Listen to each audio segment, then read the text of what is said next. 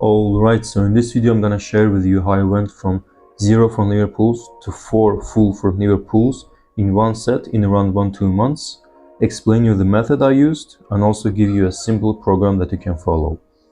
For those who don't know, doing front lever pulls is one of the most useful exercises you can do to master the front lever, and the more pulls you can do, the closer you get to unlocking the front lever pull-up.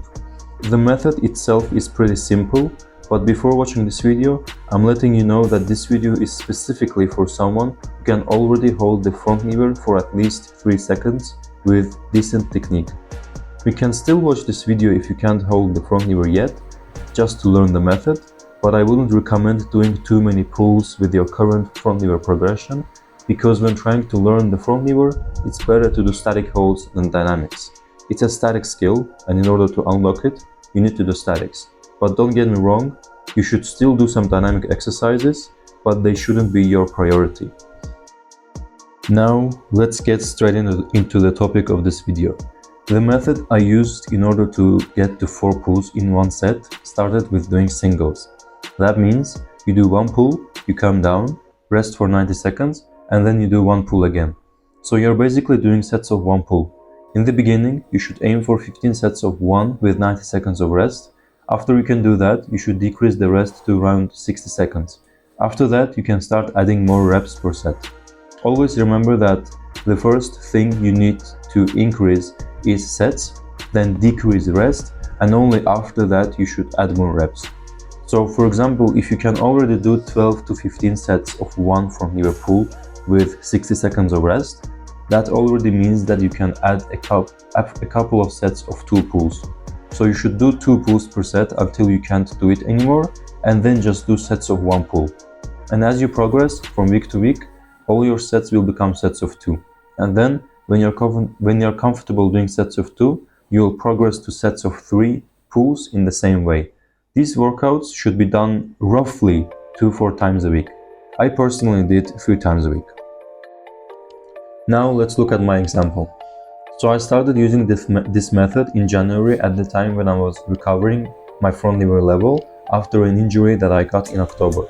Before that, I could already hold the front lever, and I was able to do just 1 front lever pull. The first workout I did was on the 24th of June, and I did 15 sets of 1 straddle front lever pull with 80 seconds of rest, and it felt pretty easy. That's why in the next workout I did 15 sets again, but this time it was full front lever. Every week I would increase the sets, decrease the rest, and then increase the reps, and it would continue for a month until on 28th of February I did 13 sets of 3 reps with 90 seconds of rest, which was insane. Holding the front lever had never been easier at the time, and it clearly shows you how effective this method was for me. But still, 13 sets of 3 is 39 pulls in one workout, which is too much, and I don't recommend anyone doing that much volume in a workout. If I just did sets of 4 for a couple of sets, and then did some sets of 3, that would be much better than doing 13 sets of 3. And you know, after that workout I completely stopped doing front levers for months, because I got the same injury I had in October, which forced me to stop doing pulling movements altogether. Right now, thank God, I've recovered the front lever and I'm on my way to unlocking the front lever touch.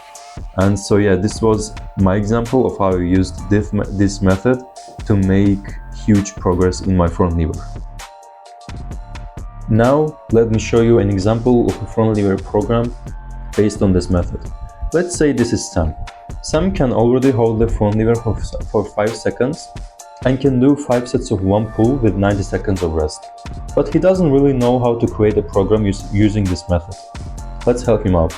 There are obviously a lot of things to consider when creating a program, but I'll make it as simple as possible for the sake of this video. Let's say he does front levers on Monday, Wednesday, and on Friday, and he also does his push workouts during the week, because he's smart and he doesn't just do front levers all week without doing any push workouts. So let's create a front lever program for him. On Mondays, he's gonna do 5 sets of 1 pull with 90 seconds of rest as his main work. Then he's gonna rest for around 3 minutes and do 5 sets of 1 straddle front lever pull for extra volume with also 90 seconds of rest. If straddle front lever feels hard, then he can do straddle halfway holds, straddle halfway pulls. And after that, he's gonna do 3 sets of 1 to 6 weighted pull-ups with weight that is challenging, and that's it for Monday. On Wednesdays, I wouldn't recommend doing too much, so it's gonna be a light workout, and he's just gonna do an exercise that's not too hard for him. So for example, he can just do 5 sets of 1 straddle halfway pulls with 2 minutes of rest, or even advanced tuck pulls with 2 minutes of rest, and that would be enough. If he goes hard in all of the 3 workouts, then he might not recover from workout to workout. That's why I made Wednesday's workout light.